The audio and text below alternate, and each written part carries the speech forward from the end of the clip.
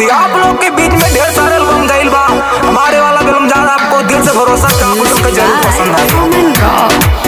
गोरे गोरे काट लीला गलिया,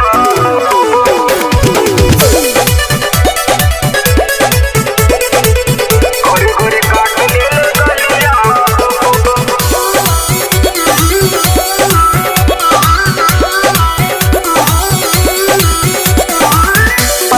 पहली बार गईनी जीजा घरवा, जीजा के छोट दाई हावे डाई बारवा।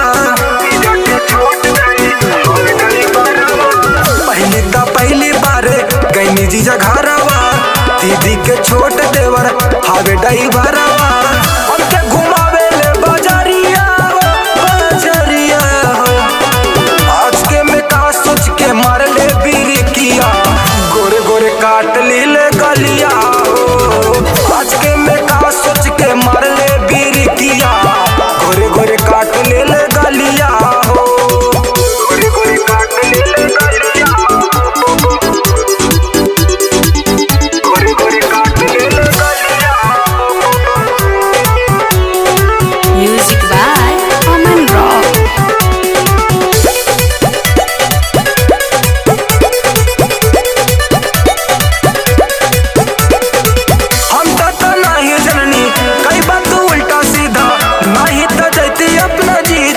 संगमा जैती दीदी के संगवा हो, कि जैती अपना जीजू के संगवा हो, कि जैती अपना जीजू के संगवा हो।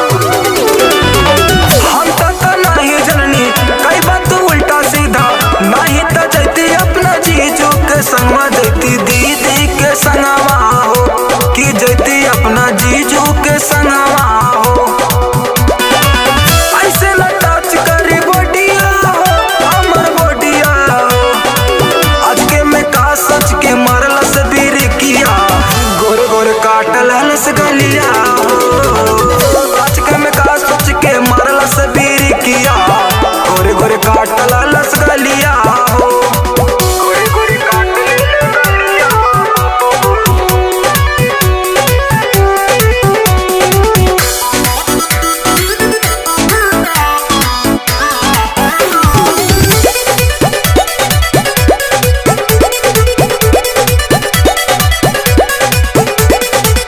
देखे में सीधा सा, बोले में भूला भाग, गड़बड़ तू कैला हमरे संगवा। बतैबे गुलशन जीजा के बतिया, बतैबे बबलू भैया के बतिया हो, बतैबे बबलू भैया के बतिया।